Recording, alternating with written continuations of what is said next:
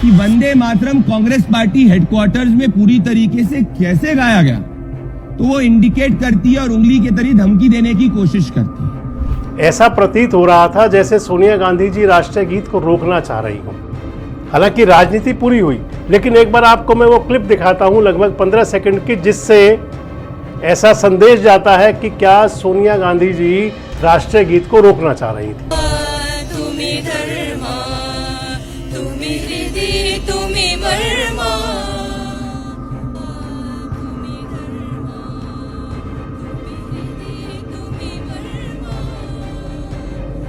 कुछ इस अंदाज में भारतीय जनता पार्टी के बड़े नेताओं ने अपनी टिप्पणी भी, प्रतिक्रिया भी व्यक्त की। जब वंदे मातरम का उद्घोष चल रहा था कांग्रेस पार्टी हेडक्वार्टर्स में, सोनिया गांधी यहाँ पे सामने इंडिकेट करती है, हाथ दिखाती है कि रुक जाओ।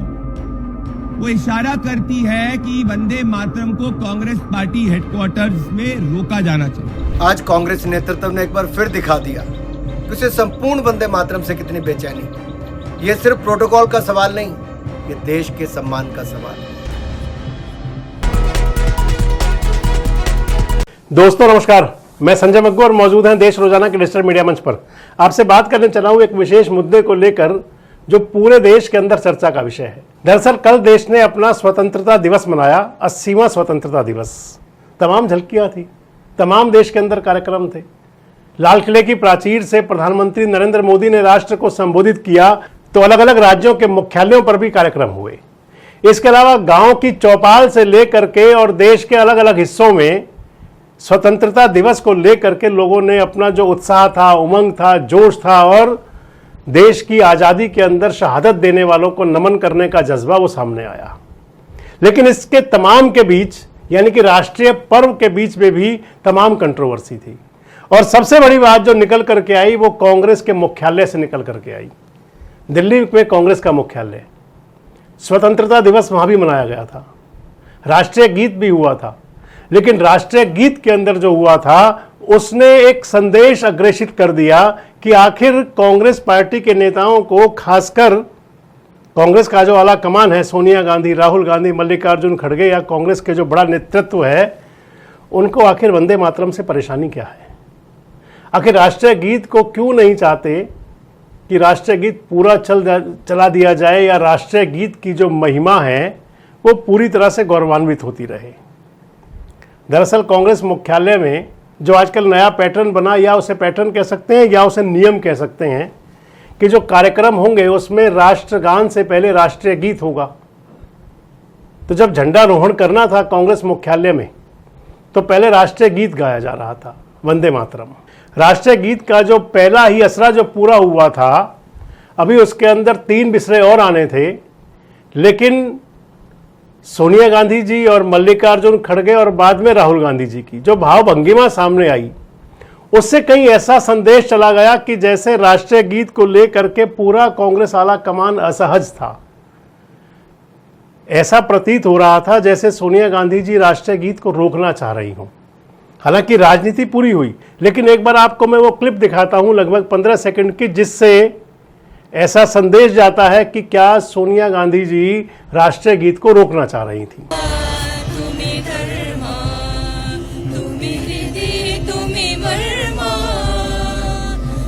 तो इस क्लिप के अंदर पहले दिखाई पड़ता है सोनिया गांधी जी हाथ का इशारा कर रही हैं। उसके बाद एक व्यक्ति आगे आ रहा है, उस व्यक्ति को सोनिया जी कुछ कह रही हैं, मल्लिकार्जुन खड़गे भी बीच में बोल रहे हैं। इधर राहुल गांधी जी की भावभंगिमा भी बदल रही है और उसके बाद सब जैसे नॉर्मल हो जाता है। इसे लेकर भारतीय जनता पार्टी ने सोशल मीडिया पर जो अपना पोस्ट किया और भारतीय जनता पार्टी के नेताओं ने जो दावे किए, उसमें यह कहा गया कि राष्ट्रगीत वंदे मातरम कांग्रेस पार्टी को और गांधी परिवार को कहीं पसंद ही नहीं आता। वो चाहते ही नहीं कि राष्ट्रीय गीत पूरा गाया जाए। कुछ इस अंदाज में भारतीय जनता पार्टी के बड़े नेताओं ने अपनी टिप्पणी भी दी, प्रतिक्रिया भी व्यक्त की। अनुराग ठाकुर भी बोले और कई नेता भी बोले, आप सुन लीजिए। आज कांग्रेस नेतृत्व ने एक बार फिर दिखा दिया कि उसे संपूर्ण वंदे मातरम से कितनी बेचैनी है। यह सिर्फ प्रोटोकॉल का सवाल नहीं, यह देश के सम्मान का सवाल है। कांग्रेस ने अपनी ओछी और तुष्टीकरण की राजनीति के चक्कर में आज राष्ट्रीय गीत का अपमान किया है। पूरे देश से कांग्रेस को माफी मांगनी चाहिए। जब राष्ट्रगीत गाया जा रहा हो तब हर भारतीय से अपेक्षा होती है कि वो पूरे सम्मान और अनुशासन के साथ खड़ा रहे। लेकिन कांग्रेस मुख्यालय में आज जब वंदे मातरम के मूल स्वरूप को गाया जा रहा था, जिसे जवाहरलाल नेहरू जी ने खत्म कर दिया था, हटा दिया था, उसके गाने पर राहुल गांधी जी, सोनिया गांधी जी और खड़गे जी स्पष्ट रूप से असहज दिख रहे थे। आपस में वंदे मातरम को खत्म करने के लिए हिलजुल करते नजर आए। यह बेहद दुर्भाग्यपूर्ण है। वंदे मातरम भाजपा या कांग्रेस के किसी राजनीतिक दल की संपत्ति नहीं है। यह भारत के स्वतंत्रता संग्राम की आत्मा का हिस्सा है। यह उन करोड़ों लोगों की भावना है। कांग्रेस ने सिर्फ फ्रीडम फाइटर्स का ही अपमान नहीं, इस देश के संविधान का, इस देश की संप्रभुता, अखंडता का और इस देश के 140 करोड़ देशवासियों का अपमान किया है वंदे मातरम के उद्घोष का विरोध करते हुए। और यह सोनिया गांधी और राहुल गांधी ने किया है।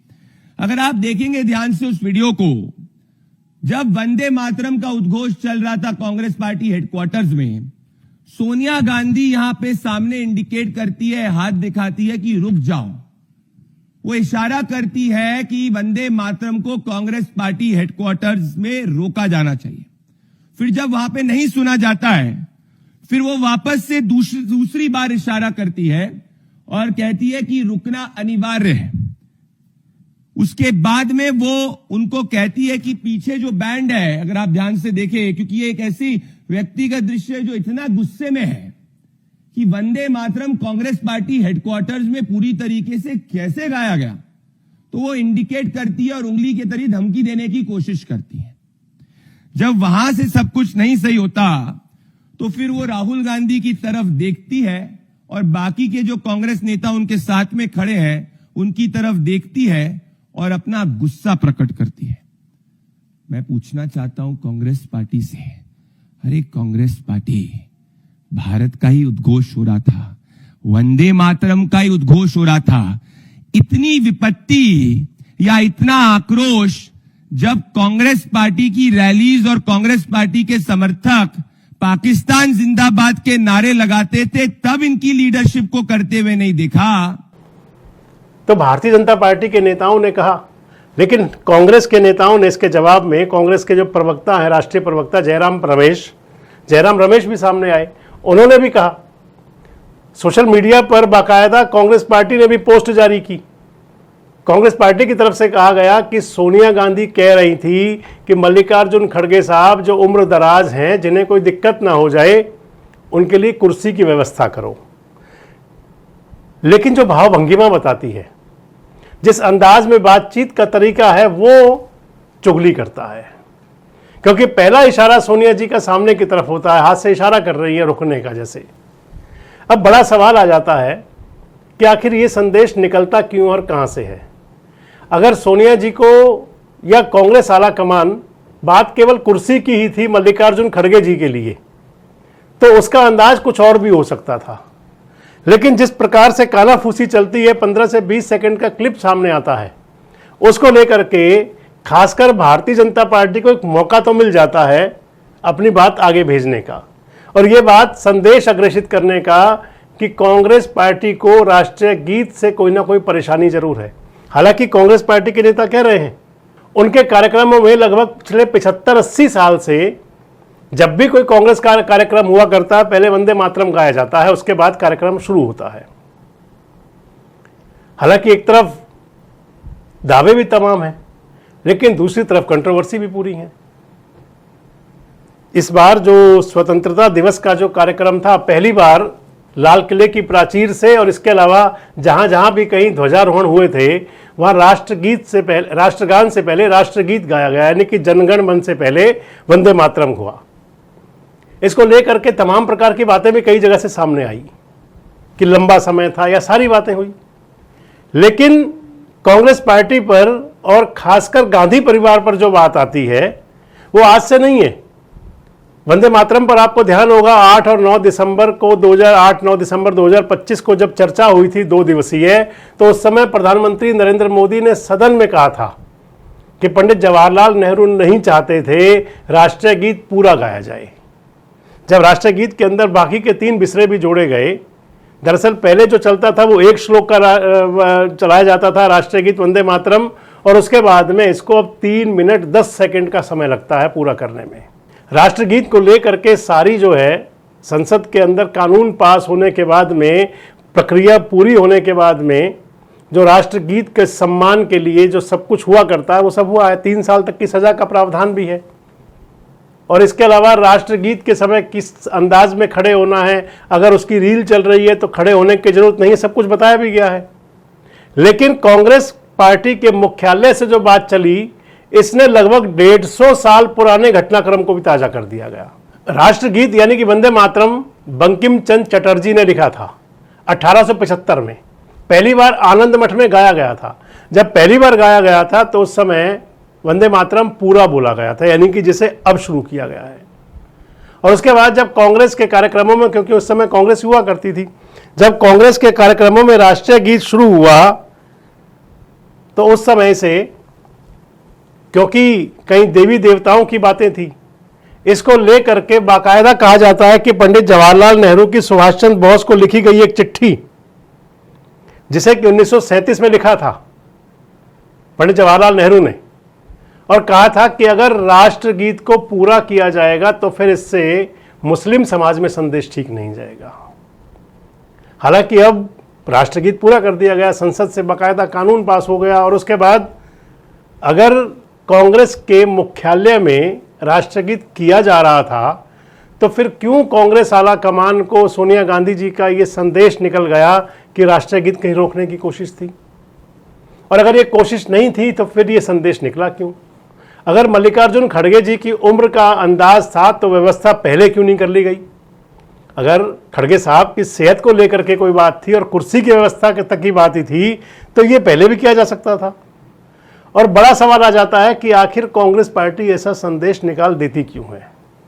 चाहे वो सनातन की बात हो, चाहे वो हिंदुत्व की बात हो, चाहे वो राष्ट्रगीत की बात हो, कांग्रेस आला कमान को सोचना तो पड़ेगा, क्योंकि एक बार निकली हुई बात बहुत दूर तक चली जाती है। आपको क्या लगता है कि क्या ये कुर्सी का मसला था और या फिर राष्ट्रगीत को लेकर के ही मन में कोई भावना थी? कमेंट बॉक्स में अपनी राय जरूर दें। जुड़े हमारे साथ, देखते रहें देश रोजाना। हमारे साथ जुड़े रहने के लिए सब्सक्राइब करें देश रोजाना के YouTube चैनल को, और नई वीडियो की नोटिफिकेशन पाने के लिए बेल आइकन जरूर दबाएं। अगर आप ये वीडियो Facebook या Instagram पर देख रहे हैं तो पेज को लाइक और फॉलो जरूर करें और ज्यादा से ज्यादा शेयर करें।